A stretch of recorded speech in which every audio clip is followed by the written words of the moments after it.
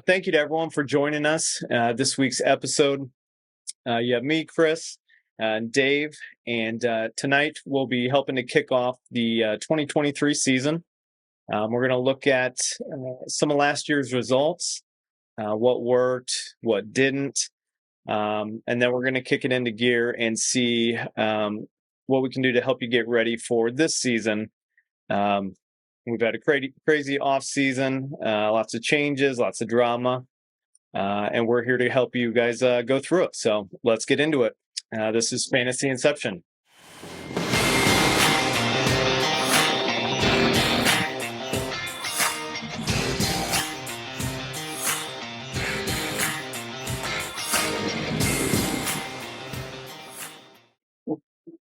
This is Drinks and Dynasty. Drinks and Dynasty, I like that. Yeah, Dave suggested that. I think we're going to have to adopt that, at least for our segment. You know, we'll leave it up to Josh and Jeff and Landon what they want to call theirs, but we're gonna drink while we do ours. I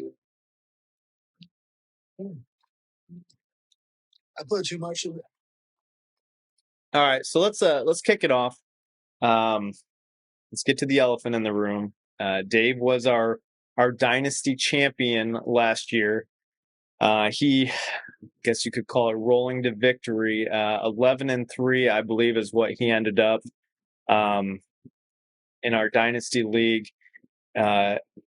Strong on drafting, strong on trades. So real quickly, we're going to go over some of those trades, get some feedback from Dave, see what his thoughts were, maybe even see if he made some trades that didn't go through.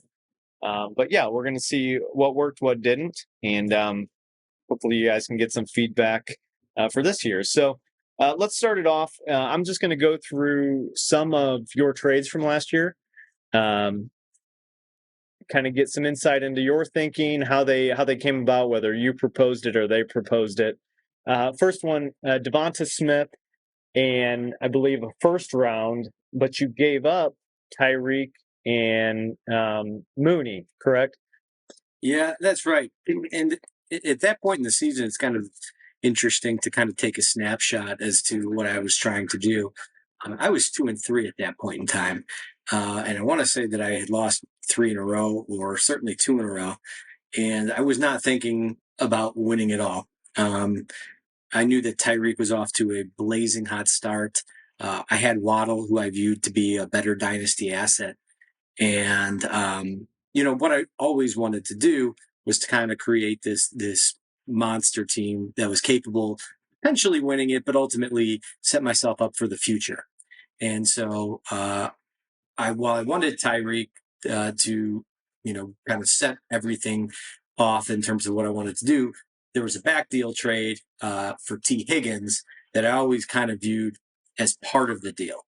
And so while I was working on Devontae, I was also working with Kevin on T. Higgins and trying to merge them together. I'd previously been rebuffed from Kevin to get T. Higgins earlier in the year. But once kind of we all started talking together with Devonta Smith and T. Higgins, that's kind of what teed me off into kind of getting my team to become a little bit younger, but a little bit more explosive, kind of cash in that Tyreek Hill chip and turn it into T. Higgins. And Devonta Smith was not really playing great at the time, and figured, hey, just kind of roll with the Eagles and see what we can do. And I think that's kind of the first trade. And to be honest, I didn't lose after that. But there was plenty of other moves that I needed to make in order to, kind of get my team to that next level. That team just kind of made me I think took me from lower middle to kind of maybe upper middle in terms of, where I was in the league standings. Yeah, and I think people began to realize that the Eagles had something special. Hurts playing out of his mind. Like you mentioned, T. Higgins picked up as well, but I think you also gave up a first and second round for Higgins. So, kind of positioned yourself as it started to to have the team that would help you make a run, while at the same time sacrificing next year, whenever it is. But on top of that, you picked up Goff for, I believe, some draft picks. Which, did you play Goff much throughout the year? No. So what happened was, so I went on this 4-game winning streak to get to about 6-3, but Zach Wilson was just kind of carrying the water for me. And maybe I could be off on the weeks. And I knew that there was no way I could win the league with Jared Goff or with Zach Wilson as my quarterback. So I tried to make a play for a lot of quarterbacks. I got rebuffed on almost every single quarterback in the league. He was kind of off to he was hit or miss a lot in the first couple months of the season. But he had the weapons. He had Swift coming back, and so I believe I traded a second rounder this year in Dawson Knox, and I think Moreau also wanted a third rounder next year. And you know what? It was one of those trades where I knew I needed to solidify that kind of bottom of the super flex. Zach Wilson it was obvious. He wasn't going to do it for you. Yeah. So, Jared Goff. And then, again, you kind of talk about timing on these trades. Goff really took off after that. He got hot. It was just good timing. I don't think, if I tried to make that trade 3 weeks later, that Moreau would have done it. But at that point, he had Russ, he had Daniel Jones. He didn't need Goff. So, right. Well, and also on top of that, which is honestly even bigger, I believe you picked up Derrick Henry, Aaron Jones, for Herbert in a first, and a big one as well, Diggs for Garrett Wilson in a second. So obviously looking now with Garrett Wilson and Rodgers going there, something to look back on. But honestly, if you pull Diggs, you can't complain about that. Well, I'm going to have to drink to that because that was a pretty devastating the way that wound up. But Diggs, ultimately, I believe his projection and his hot start in that week 17 up matchup against Cincinnati was really kind of what led Elliott to conceding towards the end. So, you can't regret winning a championship, but certainly that's one of those deals where you look back and if you don't win, you're just picking yourself. But, one thing I would note is of this year, and it wasn't really just about me, there were 6 first-round draft picks traded this year. And, if 6 people are trading their draft picks, that means that there's a lot of teams going for it. And I know you were one of them that you tried to throw in some chips and see if you could make it. And what wanted your perspective on that in terms of giving up an asset like that first rounder, but you also got Geno Smith. Yeah. So, and this is just me being new to, I would say, a dynasty league. I didn't understand the value of, in a super flex, that second quarterback and having somebody solid to, for the majority of the year, have in that position. Was it Mac Jones, who I still have, got injured. And at that point, I was honestly dead in the water unless I did something. And that's when, seeing a couple of the moves that had been made, I realized, I'm going to have to give up something and Geno was playing out of his mind at the moment as well, which nobody probably anticipated. I forget, that was with Josh, but I forget who else he had as far as quarterback. But he knew what he had, and I knew what I needed to get, and that was just something I decided to pull the trigger on, which, we'll chat a little bit later about Grossman and how he positioned his team with some of those trades. But it was something I knew I had to do. And honestly, I thought it was a good trade at the time, which I still think it was. Unfortunately, it didn't work out for me. I didn't win, had some injuries and whatnot, and some of my players just didn't come on like I had hoped. But I'm still high on Geno. I think this year he's still projected to be a solid producer.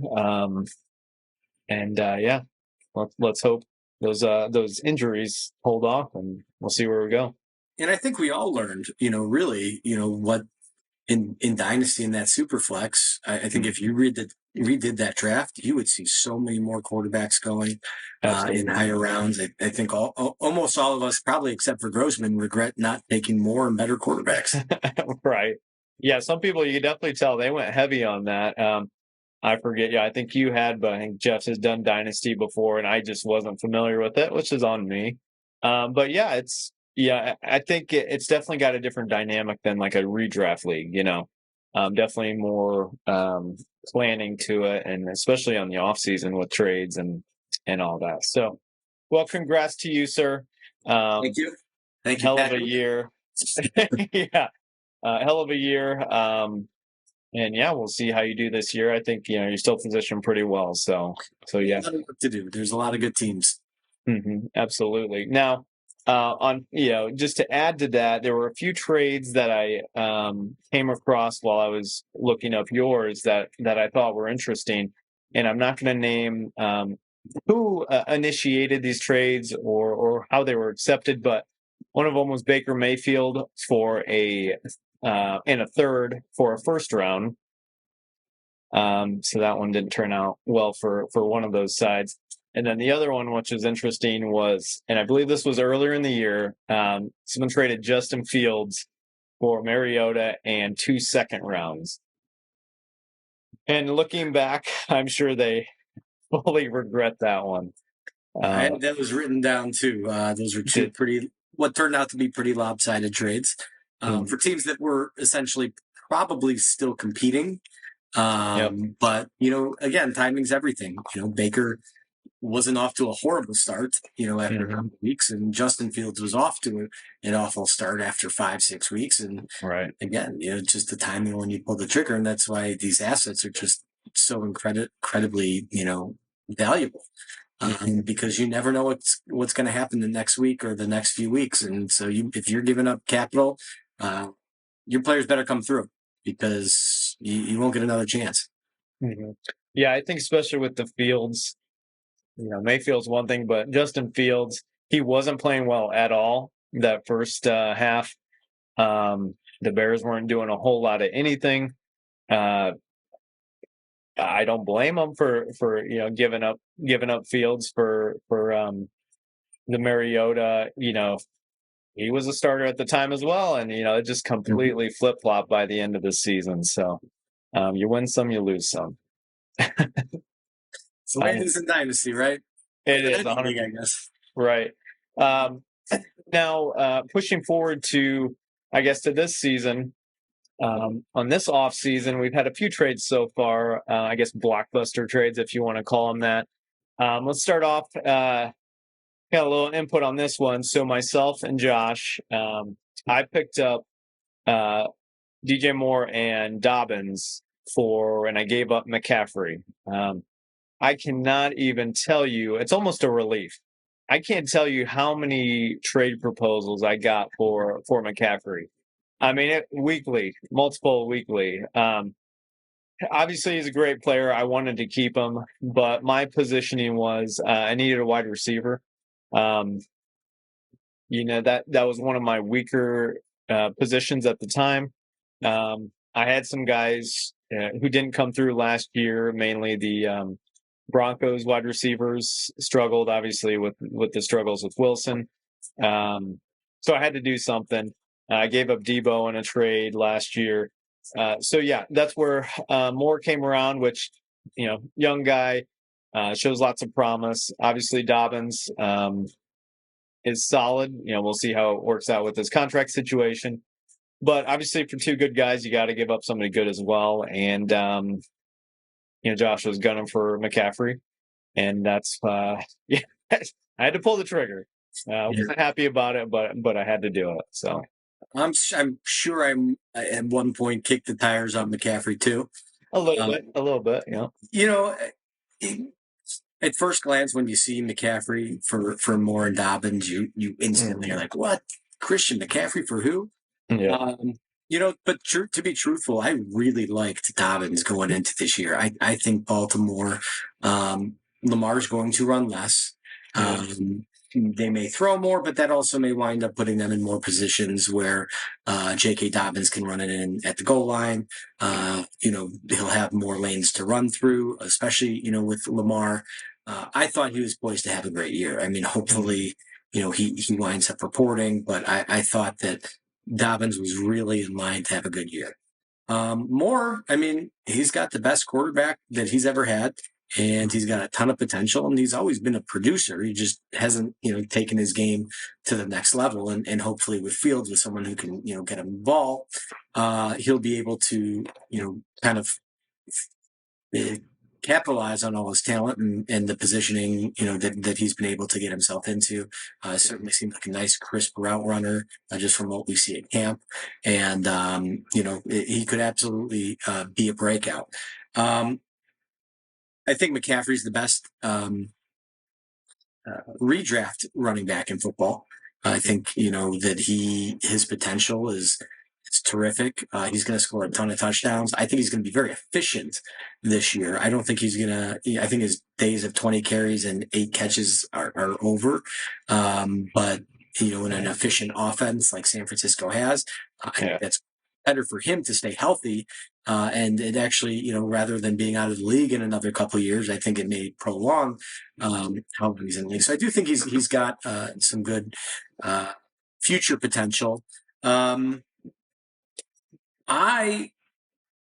I'm going to call a spade with you, though, I was surprised you didn't ask for Metcalf over Moore, considering that you had Geno and have that. Did. I actually did.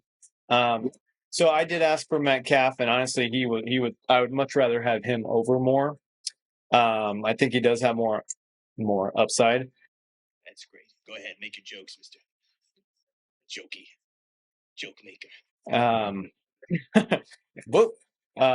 But Grossman, and rightfully so, I think that would have been a lopsided trade for Dobbins and Metcalf. Dobbins and Metcalf for McCaffrey. So I don't totally blame him for not accepting that. That would be a hell of a lot to give up for McCaffrey, especially with McCaffrey's age, his injury history. It's a lot to take on. So yeah, I get it. Then let's see you can chime in a little bit on this one. You had a hell of a trade. I looked at this one and I had to write it down. There were so many names. Hey. Oh man, look. Okay, so you got, and correct me if I'm wrong, Kelsey, Devontae, Boyd, Jamal Williams, Fant, and Dak for Goff, Goddard, Mike White, Swift, Higgins, and Gainwell, I think. Yeah, I think you added there's Devontae Adams in there. I'm not sure if you said his name or not. I did, yeah. Was he one of them? Yep. Yeah, I mean, that one, boy, that materialized really fast. Pre-draft, I was kind of talking to Elliot about that, and we were having a discussion really about the value of Kelsey and Adams versus T. Higgins. And, I kind of proposed T. Higgins for Adams and Kelsey to him, and he was like, no, come on, Dave. And I said, well, listen, Higgins has, if you were going to trade Higgins, if you had the 10th and 11th pick in the draft, right, would you trade that for T. Higgins? And I think you would. I think you'd give up those 2 late firsts for Higgins, because Higgins is a sure thing. Higgins is top 10, top 12 dynasty wide receiver. And there's no question, as long as he's with Burrow, he will always be that. And Devontae and Kelsey, well, you can probably get a first for them, a late first, a team that's going for it, right? So it ultimately winds up being the same, but obviously the value is a little bit more towards the Adams and Kelsey side. And then, as I'm sure you've heard through the rumor mill, Elliott was trying to get the number 6 pick from Grossman for Kelsey. And for whatever reason, and Grossman has gone on record a number of times as to his reasoning, but I will never understand it. He said no to Kelsey. And, he's going to play the season with Dulcich. And Elliott said, okay, well, I can feel comfortable doing this trade. I've tried to max out Kelsey. I can't even get a 6 pick for him. Why don't I, do this monster deal, get younger at the time. And I think Elliott also knew he was looking at the assets that I had. He's looking at the assets that Grossman had, maybe even looking at kind of Cheelan's team and kind of saying, I need a lot to be able to compete. Why don't I cash in some of those chips? Get a little bit younger, try and stay competitive, see if I can rebuild on the fly. And I think he's doing a really good job of that right now. But ultimately it was kind of the timing of the draft. Elliott kind of seeing that he wasn't going to get what he wanted for Kelsey. And, ultimately for me, I think it's a big risk, going forward. I'm investing in two much older players, and giving up a lot of my youth. I think DeAndre Swift, Dallas Goedert, obviously, Higgins are all very, very good players. Certainly have the potential to be close to the top of their position. Goff and Dak, the more you see these Twitter clips of Dak and him throwing these interceptions, has me a little upset. But Goff's got a lot of weapons too, so he's quite capable of matching Dak. And I think Elliott knew that, and so I think it wound up being a good deal for everybody. What do you think of it?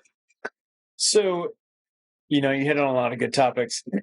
Goff and Dak are obviously, I don't want to call them wild cards, but they almost are. Obviously, Goff switching teams recently, had a season that nobody would have anticipated. Dak, he's got the talent.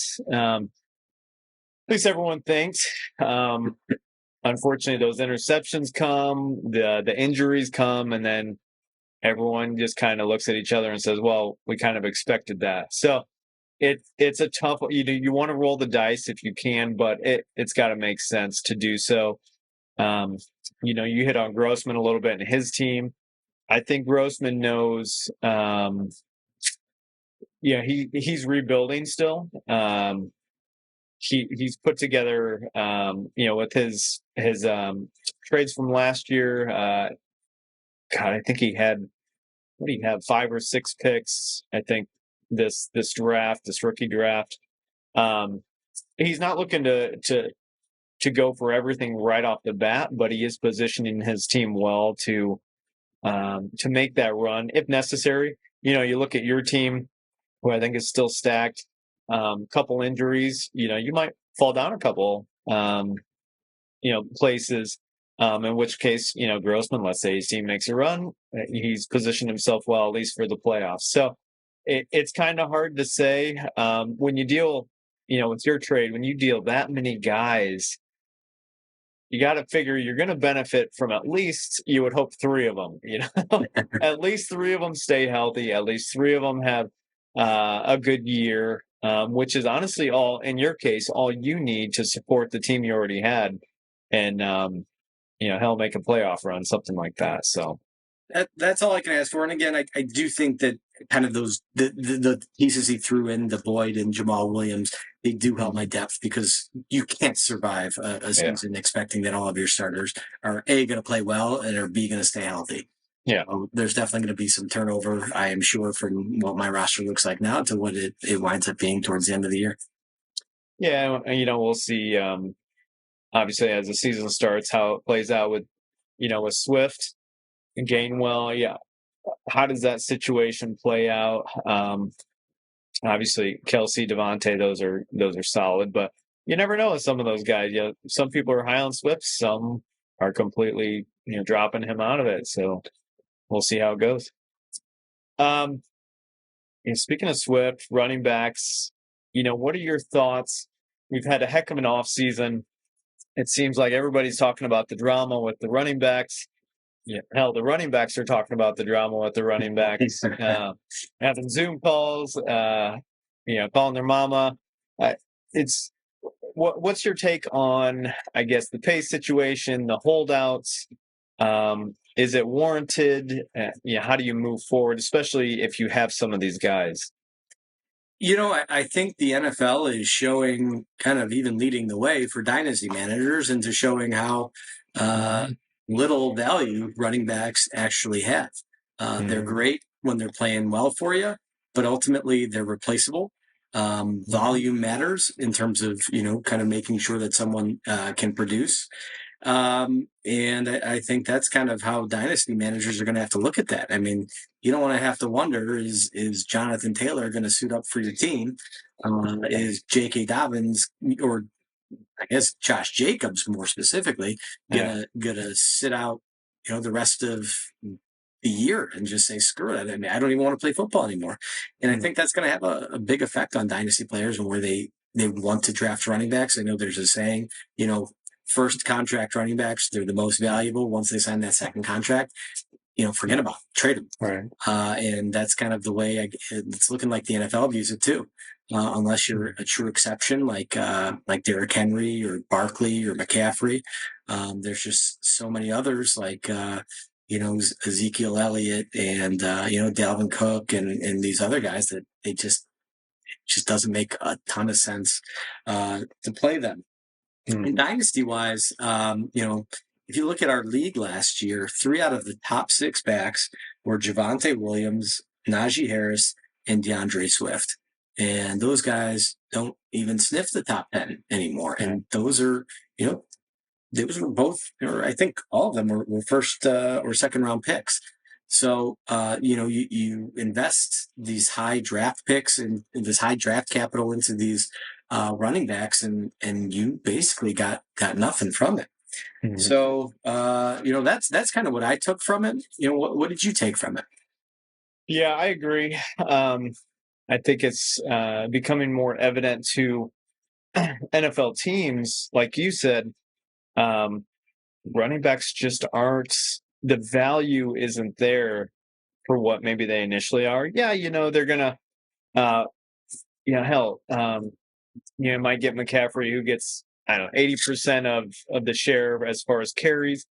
But then you look at what you can get as far as a wide receiver with longevity, overall upside, hell, how much you're paying them, obviously they have their player caps.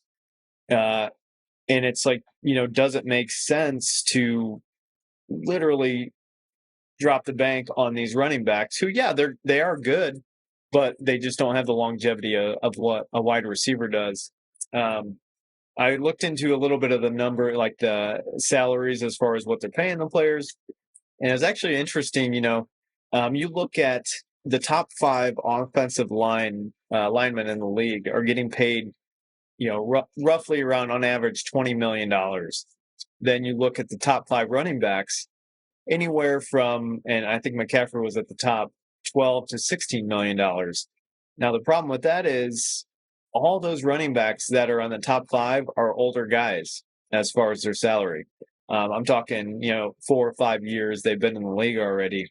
I think the league is now catching on to the fact that they honestly don't need it. They don't need that top guy to win. I think the top 2, I know they're in the top 5 offensive lines. You look at the Eagles and Kansas City Chiefs. Who's their running back? Yeah, I get Eagles had Miles Sanders. I would argue and I argued this in a trade that was proposed. He was a product of the system. You have Jalen Hurts. You have a hell of a passing game.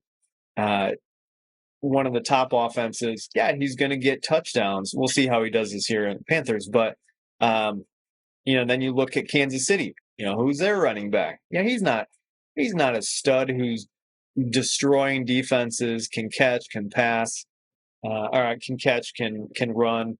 And those teams, I think other teams are looking at them and realizing, you can still win a Super Bowl, get to the playoffs without these monster teams. Unfortunately, with San Francisco, they had some quarterback troubles all season long. But I think teams are realizing they don't need the best of the best in the running back position to make it far. So that's where I'm at. It is tough. You look at the guys that are out there, your Dalvin Cook. It's kind of hard to project where they're going to go. Dalvin Cook, I've heard Miami, Zeke, I've heard Chargers. there's so many. Fournette, I don't even know if he's going to go anywhere. You mentioned Jacobs, Dobbins, Jonathan Taylor, obviously, whatever's going on there. I did see Kenyon Drake just signed with the Colts. So we'll see how that goes. I know they had some injuries. It's just tough to say. It honestly is. Yeah, and I think injuries are going to have a lot to say with that. I think these backs are ultimately going to be fill-ins for other running backs that get injured, and not to say that these guys are going to be lead backs at some point in the year. But I think running back by committee is kind of the best way to do it in the NFL. And honestly, I think the Bears are doing it the right way, and I think the Eagles, to an extent, the same way. You don't need to pay a top back. Bring in 2-3 backs that are good runners that can catch, and just kind of interchange them. And if you have a good line, a good blocking line, they're going to perform well. You don't need a stud back to get the production out of the run game. But I also don't think you can depend on one mediocre back either. I think if you have a mediocre back, you put in a couple other running backs to keep them fresh, and all of a sudden they turn in a lot better. And as the year goes on, the legs stay fresher. With Tony Pollard, I know certainly, there's talk about him having a bigger role. I don't want him to have a bigger role. I want him kind of in that way he was, just efficient pass catching. I mean, maybe a couple more touches, close to the goal line. But, you don't want your running backs unless you have Derrick Henry, or unless you are Derrick Henry. I don't think these backs are built for just that wear and tear of 300 carries anymore. So I kind of like running back by committee and kind of keeping everybody fresh. Yeah, I think, and honestly, especially looking at newer guys as they come in the league, there's enough good, quality running backs, but they can do the running back by committee. You got your guys who do downs 1 through 3, then you got your goal line guys, which we saw a lot of Jamal Williams last year in Detroit. And teams are catching on to that. We'll see. Do you think, with an emphasis on, I guess, a lack of emphasis on the running backs, more on protecting the quarterback, people within dynasty leagues that are playing will take a look more at support players, offensive line, and try to evaluate them and pick, a running back based on, even a quarterback based on what their offensive line looks like? I think that's a sharp analysis. I do. I think that so much of the offensive line play does go hand in hand with the ability of an offense to score points. I don't know that year over year it's as predictable, kind of the same way the backs are. But I certainly think, if I'm drafting a quarterback that can't, where just call it the old David Carr, where he got sacked 65 times in a year, right? I mean, I don't care that he's the number one pick. That line was awful, and he had no chance of ever succeeding. But then you look at Trevor Lawrence and Justin Fields, and when they were drafted, they didn't have good lines, but they've both turned into very, very valuable dynasty quarterbacks. So I think there's something to be said. I think, maybe in terms of the short term, with running backs. The ability for them to perform well with a good offensive line. But I think ultimately, if we're evaluating quarterbacks, I think you got to go based on talent, and pray that ultimately the team can find some supporting players to put around them. Absolutely. So kind of on the same note, trying to, I guess, position yourself outside of the running back position. At least the big guys, as far as running backs.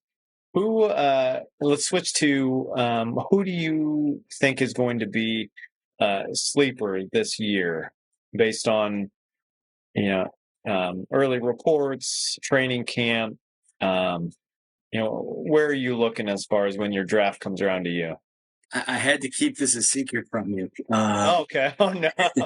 But Geno Smith, I think, is a wonderful sleeper. For whatever reason, he's not getting the hype that a top 10 quarterback who just drafted one of the best wide receivers in college football it should get.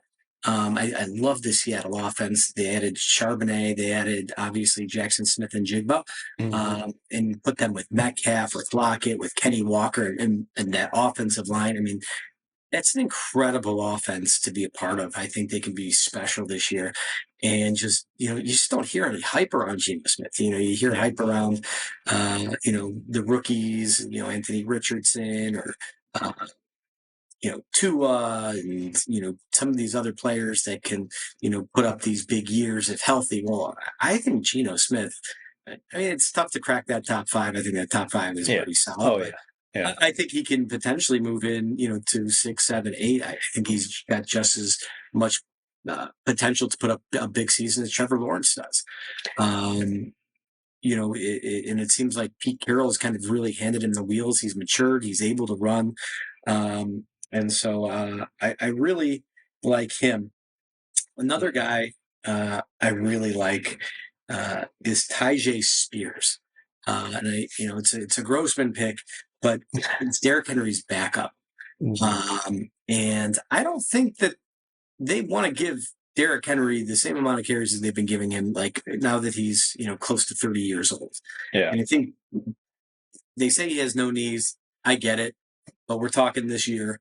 He could be at least a Dion Lewis, or at best, he could be, kind of one of these, scat backs that can catch 80, 90 passes in a year and just really take off.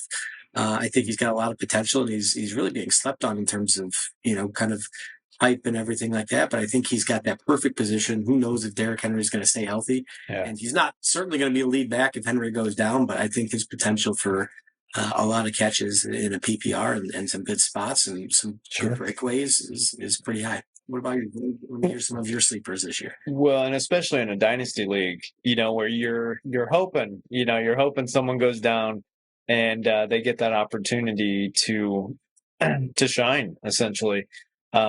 Especially with Derrick Henry being as old as he is, your guy might come there. And actually, it's funny you said that. So the guy I chose, first guy, is actually very similar. Kendre Miller, New Orleans running back. Similar. He's got room to grow, especially with Kamara being out for 3 games, suspension. Obviously Williams is there, which he's going to command a lot of the goal line. But I think Kendre Miller has a lot of opportunity to get some reps in early in the season and hopefully grow into that offense and become something. Unfortunately, when I had decided on Kendre Miller, Kareem Hunt hadn't been signed there. They just pulled him in due to obviously Kamara being out. So we'll see how that goes as far as how that share goes. But I still think he's there. He's a big, he's 6 foot, 220. I think last year, 1,400 yards, 17 plus touchdowns. The guy, he can move for a big boy, and kind of like Kamara, he's so shifty. That's where Miller is as well, and I think hopefully we get to see that, give him an opportunity this year to see that and grow. My second one actually is a little older guy, Van Jefferson. I think he has some opportunity in that offense. Allen Robinson went to Steelers. Cooper Kupp has had his issues with injuries. And honestly, last year was kind of shambles for them. But the year prior, 2021, 800 yards, 6 touchdowns. He's got the skill. He just needs an opportunity and a healthy quarterback, I think, to throw to them and to run that offense like they can. So. And then my third one, which is actually one of my players, Matt Collins. We'll see. That spring training or that training camp video just him. I'm praying. My man's been hitting the gym,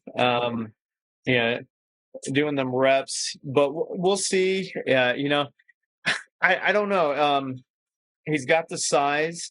He's got, he has, they have a new quarterback, fairly new quarterback with Desmond. He's got a running back. He's got London as an wide receiver one. So I think he's going to have some opportunity to get some open passes. I think they're going to draw a lot of the coverage. And I'm hoping it's going to give him some of those red zone opportunities to make some plays. Kind of broke out towards the middle of last year, I want to say. He's looking real solid. It was decent, 700 yards, I think, 4 touchdowns. So decent. Still learning, and obviously in a good offense, you can still put up those numbers. So the Falcons are not hurting for weapons, that's for sure. Yeah, they'll be an interesting team to watch this year. Obviously with Bijan but Ritter, I think will be an interesting one to see how he runs the offense and if he gives his team obviously the opportunities that they need. He better, because I can't imagine them hanging on to him past this year if he doesn't produce. I mean, there's a lot of top draft. I mean, you think about it: London first round pick, Pitt's first round pick, Bijan first round pick. I mean, that's 3 first round picks on your offense for weapons. And so, if he can produce, then he's got it kind of made in the shade. But if he doesn't, you got to think that they'll be moving on at the end of this year and either bringing in a veteran or trying to trade up to get one of those top quarterbacks. Sure, absolutely. On a similar note, then, how do you, for this season, perceive?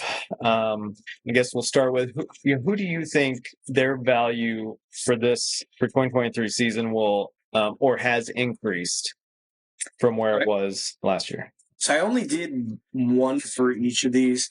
I think the one that I think is most likely to increase is James Cook.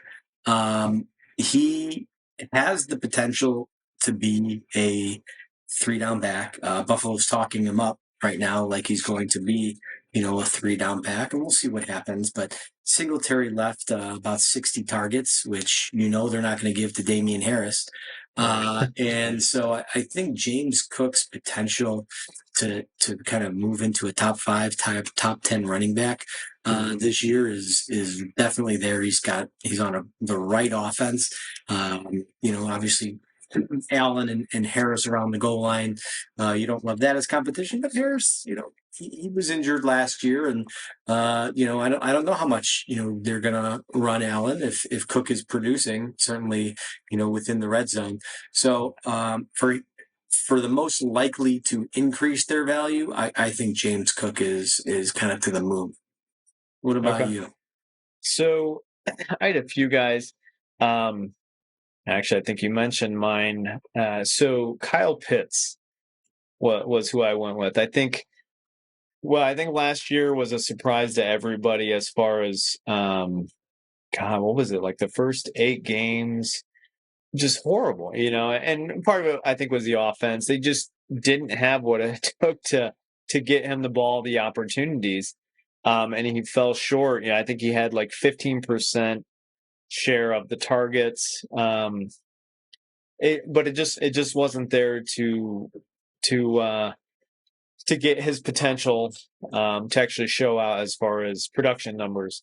Hopefully this year, like we discussed, with Ritter, running back, wide receiver who's solid and young, like with Matt Collins. Hopefully Kyle Pitts gets the opportunities that he deserves. He was so highly coveted last year. I think he still has it in him to put those numbers up as long as his offense shows up. Yeah. Give you another one now that we're talking. As long as you did more than one. Did you do more than one? I did, yeah. Okay. DJ Shark. He at one point was a pretty valuable dynasty wide receiver. When he first broke in with the Jags, he had that big monster year. He really turned out to be a great deep ball threat. And towards the end of the year, when he got healthy with Detroit, you started to see that too. And that really actually kind of took Jared Goff to that next level. And I think with Carolina and Bryce Young, who's got a very accurate deep ball, he's going to be a precision passer. I think DJ Shark has the potential, and I'm not saying that this guy's going to be a top 10 wide receiver next year, Right. but I think he is he can go from probably as an afterthought to someone that you really want to draft next year. Sure. He's capable of putting up 1,000 yards and maybe six touchdowns. I think he can definitely take the next step. I think he's going to wind up being Carolina's number one. Yeah, we'll see how Young does, obviously, with him coming into the league. And I haven't heard many reports on him as far as how he's doing, but I think he's going to be the key to that offense. They have Miles Sanders now, who's capable. Like you said, wide receiver who's got experience. They just need somebody to throw that ball. Somebody consistent, So we'll see. Switching to, most likely to decrease. And honestly, the guy I chose is, he's kind of on the fence. He could go either way, increase or decrease. Kadarius Toney is who I was looking at. Honestly, it's a tough one. From what we've seen, it's so hard for him to stay on the field and stay healthy. From his prior team to his existing team, the Chiefs, just hurt, and he's already hurt this preseason. I don't think it's something extremely serious, but still, it's that's going to linger into the beginning of the year at least. And this is the man who's new. Well, yeah, he's new to the offense. He's got to be on that field. Obviously, Mahomes knows what he's doing and can help out, but with Toney, he's got to prove himself at some point. He's got all this talent and everybody knows it, but if you're not on the field, it doesn't mean anything. It's actually funny. Grossman and I have gone back and forth, and you're kind of high on Toney. I wouldn't mind him on my team because he does have potential. He does have a pretty high ceiling, I think. But at the same time, you have to evaluate. You can have a high ceiling, but if you're not playing, it doesn't mean anything. So yeah, and you mentioned there's he's been in the league for a couple seasons now, and he has not proven his ability to stay healthy. He's kind of started drama, and I truthfully think the Chiefs have viewed him and have valued him in a way that he is a high efficiency player. He is not someone they're going to run out there that you don't want to measure number one. You don't want to measure number two. But if you put this guy in position to succeed, he's going to succeed. And I think that really caps his dynasty value because he's not capable of putting up 1,210 because I don't think the Chiefs view him as that. And I don't think they're going to give him the opportunity to do that. If you look at what they did last year, I mean, it was, they play designed to get him the ball. When they needed to get him the ball, and his efficiency in terms of targets was incredibly high. But that's not sustainable over really, kind of a season. And I think the Chiefs kind of can view if we can keep. And I think the Chiefs are really probably the best team at doing this. They know how to get the most out of everybody. Jerick McKinnon, Travis Kelce. And if you look at it, they've invested a second rounder and more and a second rounder in Rashee Rice. Over the past couple of years. So they're also investing in their own development of these players. And so, Toney, it's nice to have a gadget player like this, but I agree with you. I think his value it's going to have a tough time reaching what it can be. And it's probably it's probably top where it is right now. Right. Absolutely. What was your, what would you go with as far as your? My decrease was Najee Harris. Okay. And he already decreased a lot last year, but I kind of view him as just this mediocre running back, as we kind of talked about, that just kind of gets a lot of volume, but he's not capable of breaking away. He's got decent hands, but he's not capable of really making plays. And I think that, with Pittsburgh kind of the way they are, they're never going to pay him. And so he's kind of running out of time on his rookie deal. And I think the more, they like what they have in Jaylen Warren. And I think that's, when you lose that kind of, draft capital, allure that Najee's had, as you get kind of further into, are we going to pay him or not? I think they're going to wind up kind of making this going with who's more efficient. And if you look at all the numbers, Jaylen Warren was much more efficient than Najee Harris was. And I think it's going to be much closer to an even timeshare over the next year than it is kind of where Najee's succeeded, which is, with Bobby. Mm-hmm. Absolutely. I think looking up salaries, Najee, and it seems so low, was only around $3 million as far as what he's earning per year. So for that amount, if he's not producing, like you said, they could very well start looking in other directions and replace based on his production. So yeah, I agree. The other one I came up with is, and we'll see how this plays out based on the running back situation. Ramondre with the Patriots. If they were to, yeah, obviously he's the guy right now, but if they were to pick up a veteran who is going to steal, hell, even 30% of some of those snaps, red zone touches, he could be in trouble. It's not trouble as far as losing the RB1 there, but as far as production for fantasy, whoever owns him, which I don't remember who it is. I think it's Moreau in our league. He might struggle to put up some of those numbers that are going to be what you need to win games. So, I like Ramondre. I think he's one of those guys, almost in like a Pollard type of role where, you don't want him having 25 carries a game. I think he admitted to being worn down at the end of the year, and he might be better if he, has someone that can actually spell him. I would agree with you. I don't think he's capable of taking the next step to being, a top 5 running back. I think he's kind of capped. He's probably at his cap now, so I guess I guess I would agree with you. I don't think he's going to increase in value. But I do like his role. I do think he's going to be a sharp, good player this year. And adding somebody, it's something that if I was a Ramondre owner, I would not be, afraid of. Yeah, absolutely. He still has potential. Don't get me wrong. I just worry if, you were to throw somebody there, let's say you throw Zeke there. Hell, I don't know if he'll go there, but Dalvin Cook, that might prove disastrous for that situation. Dalvin Cook may be a better running back than him right now. Absolutely, yeah.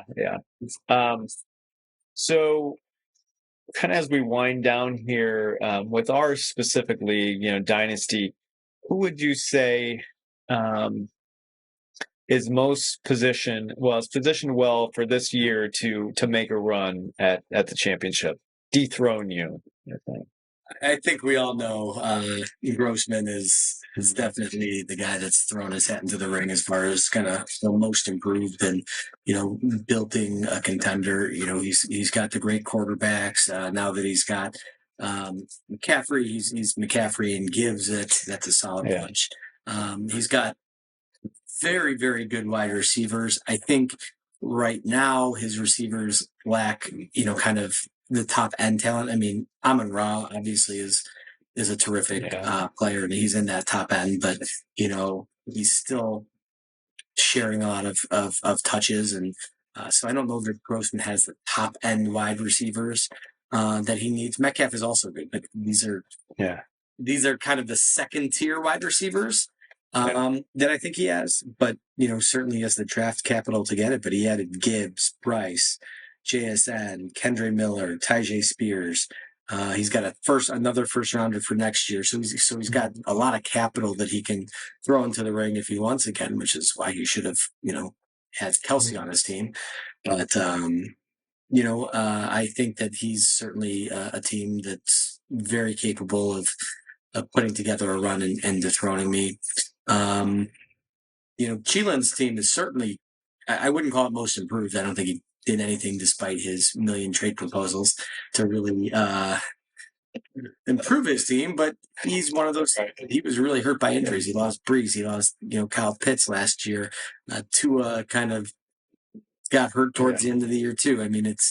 It's tough to win when you're, kind of dealing with those types of injuries. And so I think he's very, very good. He's certainly capable of making a run. He did win the regular season last year, although my team last year, got off to a slow start, but by the end it was definitely better than his. Right. But he's got a really good team too. So I think those two teams are certainly the ones most in line, most set up. Well, I think you mentioned it. With Grossman, he was actually mine as well, most improved. Um, I cannot even explain how much thought went into when I traded McCaffrey to him, because obviously, not to even take away from your trade proposals or even Cheelin's at times, but from my thinking is, how do I trade the best player in football to the best team in our football league? Because essentially, if everyone stays healthy, you win again. That kind of thing. And like, obviously, I want to compete. Even though you're proposing good players, like I would love to have. It's like, how do you maintain that balance within the league? And now with Grossman, like we said, he came on strong. He positioned himself well with the draft picks. Um, he got McCaffrey. He is sitting, in the best position to make a run, I would say.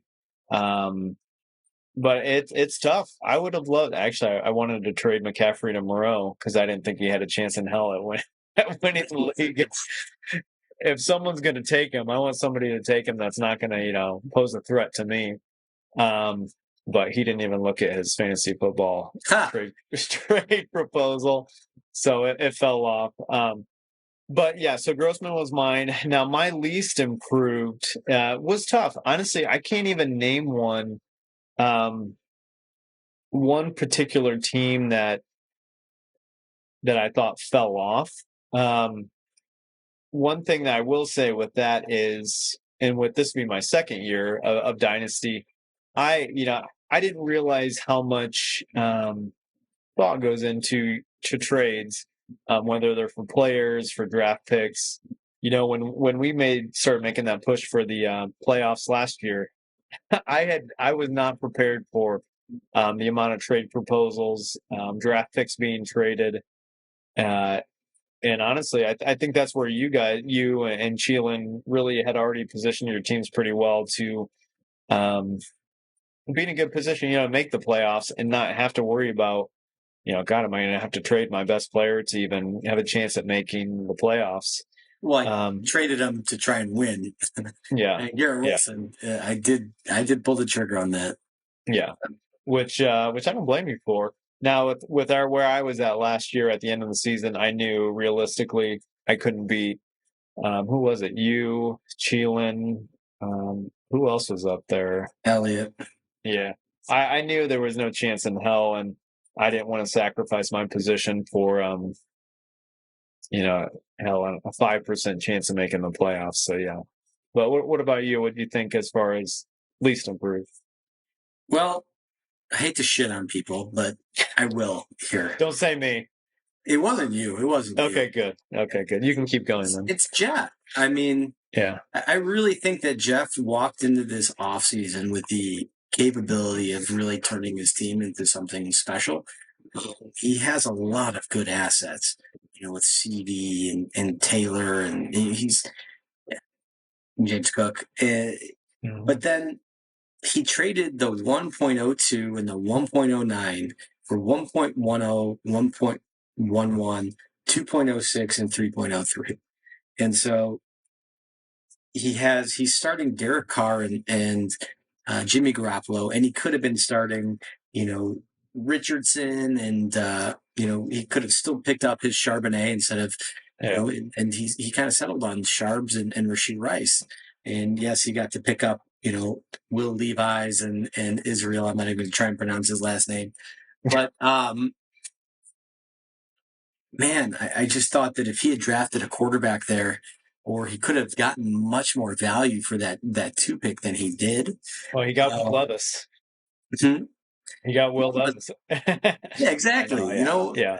It's and Levis fell there, so it's okay. But I thought that given what he had available to him to make his team better, it would. To be fair, it's not what I would have done, and he may be sitting at home being very happy with what he did, and that's why I have a podcast now, and he has a podcast now, and he can, Right.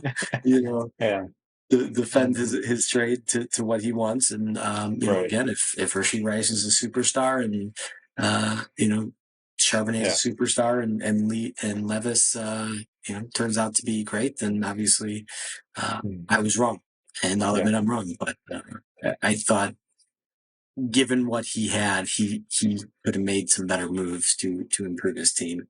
And then obviously Elliott sold off, so it's Yeah, I think with Jeff, his team, similar position to what I'm in. I know even this year I'm not going to be able to compete. Hopefully, my hope is to make the playoffs and you make a run. I think with Jeff, he's trying to position himself for the future. Charbonnet, Levis, he's hoping to hit that. Obviously with Carr, he's not going to be in the league that well. He'll be in the league, but he's not going to be starting. Hell, I don't know, 2 years, 3 years out. So with Jimmy G. Yeah, same. Absolutely. Yeah, Jimmy G too. I had actually reached out to Jeff regarding Taylor. Who was I trying to trade him for? Because I wanted Taylor. I think things will get resolved as far as contract issues before the beginning of the year. He's still fairly young. Obviously, he's got talent. Who's the other one? Oh, Hopkins was the other one. I thought about doing Mingo for Hopkins.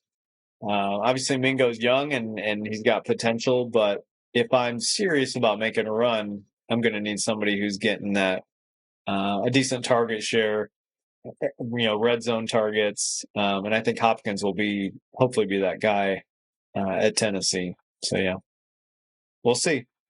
Yeah. Oh, this was great. This was a lot of fun, Chris. Yeah, it was. So, with that being said, who would be your pick this year to win it? All? Yeah. You can't say you. Myself. You can't say you.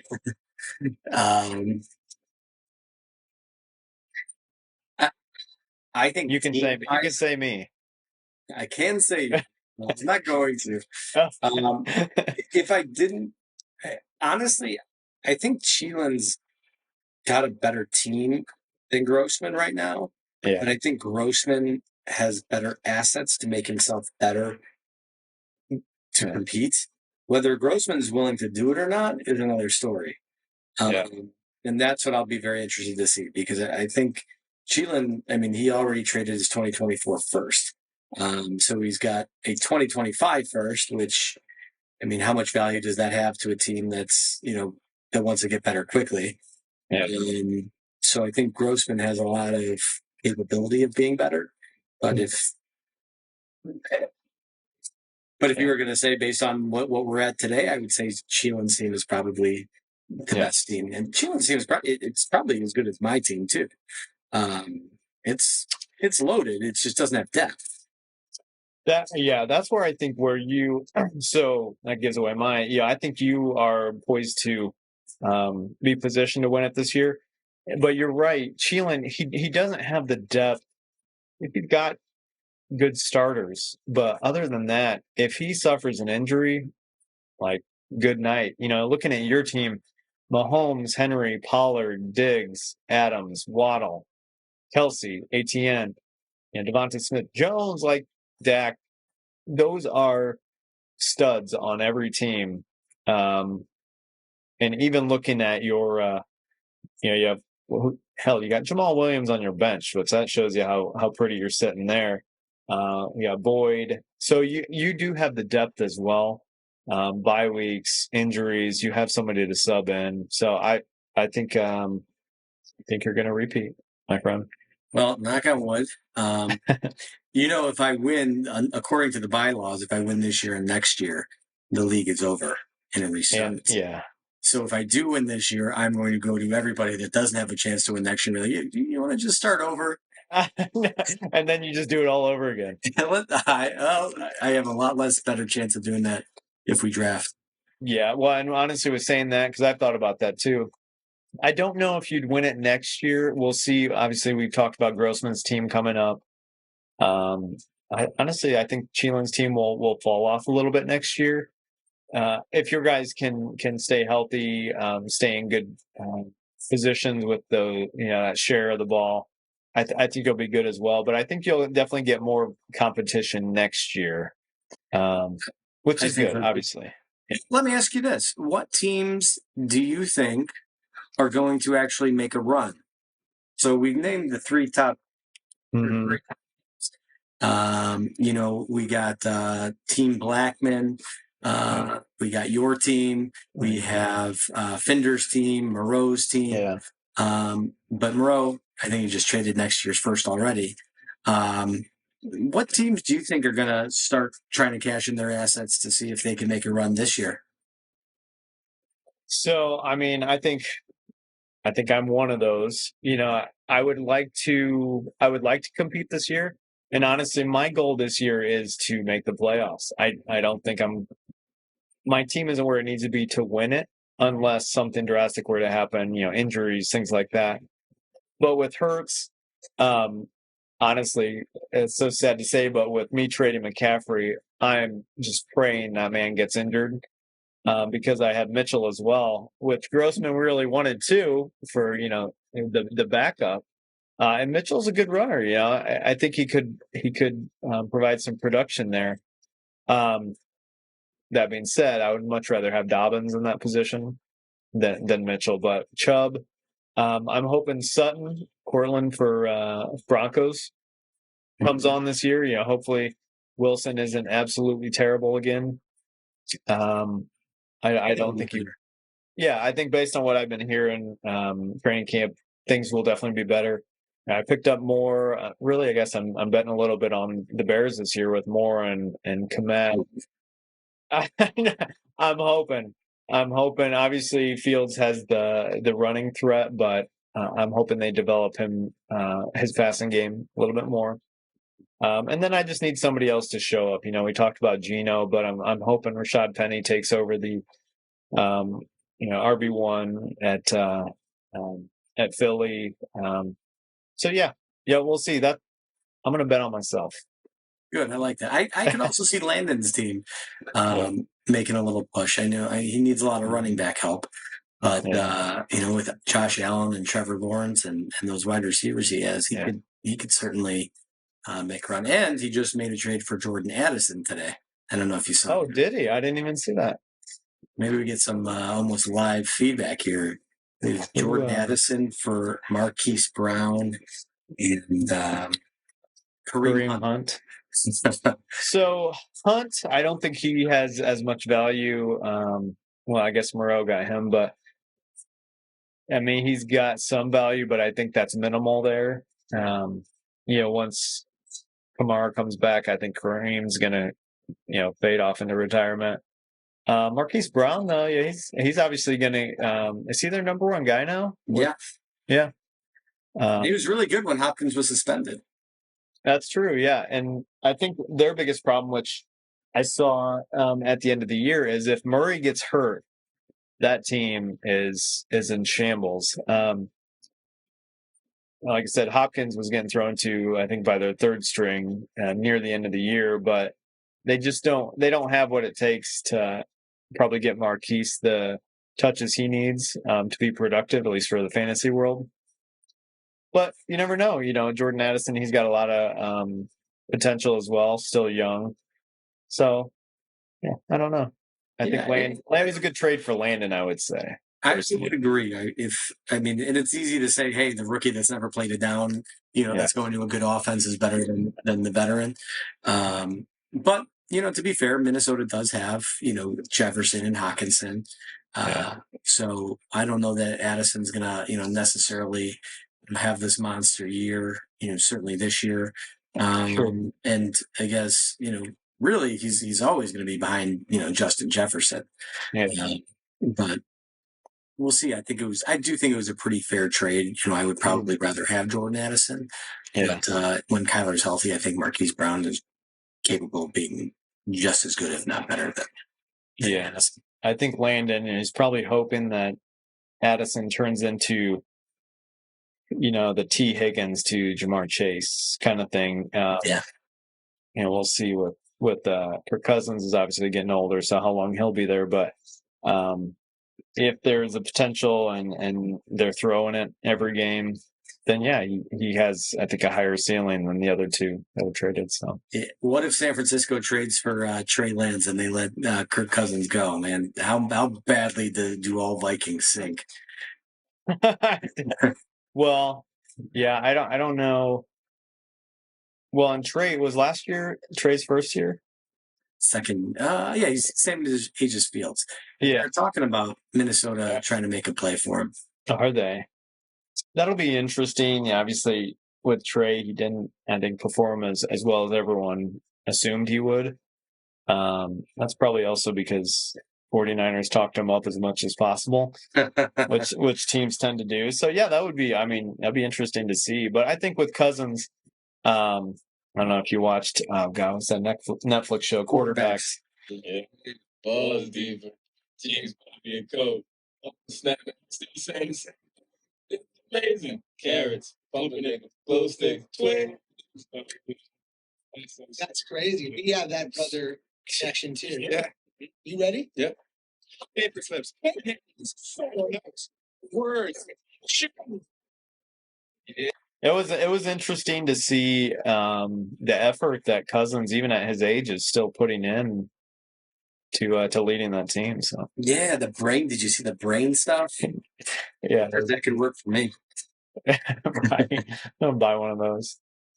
All right, so let's that's what we had. Now I didn't tell you about this, but I have a little mini game to finish out the episode. Prepare for it, huh? I feel like you're gonna do well. I did terrible when I went through it. So this game is called where or what team are they on now? So prior players, big name players, you'll know all of them. But through the off season, they've basically been traded, shifted around, whatnot. So you have to name what current team are they on. Can I bet on myself here? I'm gonna bet I do. I'm 100%. Okay. Okay. Well. Okay.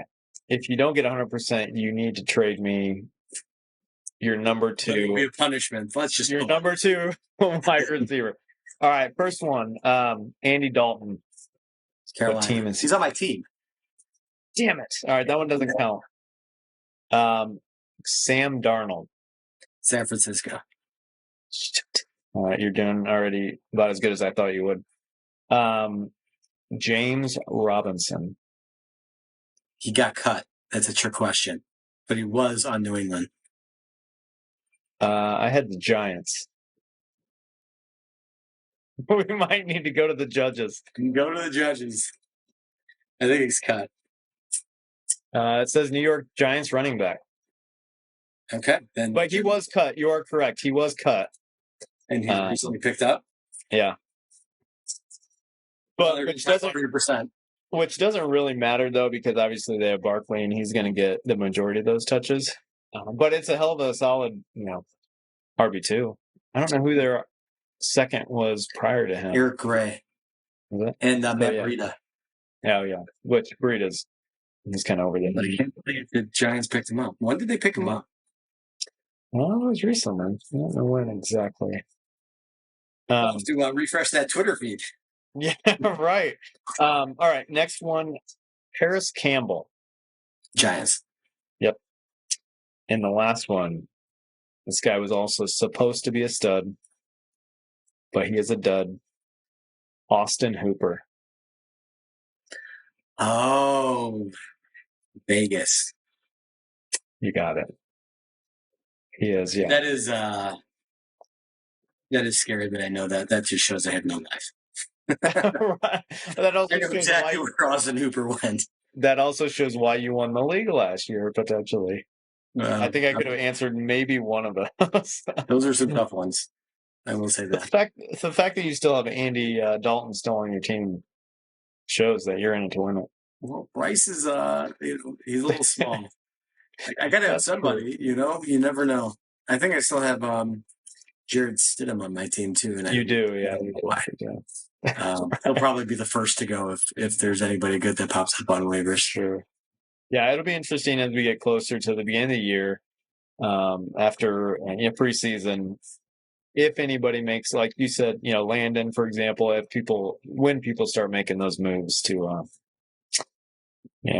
make a run, we'll see. Well, that's all I had. Anything else you have to? No, I'm really looking forward to this season. I think our league is very competitive. Everyone's trying and caring, and that's all you can ask for in a dynasty league. And if anyone wants a trade, don't be afraid to hit me up. Cheelan, I guarantee it. No, please don't, Cheelan. He even admitted that he's been told that his trades are not of the highest quality. Usually, listen, if you put somebody on the trade block, you're going to get a hit from me. That's not very good. But yeah, you got to fish. You got to figure it out. So absolutely. Well, that's all we had tonight. This is Dave. I'm Chris. This is Fantasy Inception. If you like what we have, the content, feel free to hit the like button, hit the subscribe button. Come back when the season starts. We're going to be here every week, and we hope you guys are here with us. Peace.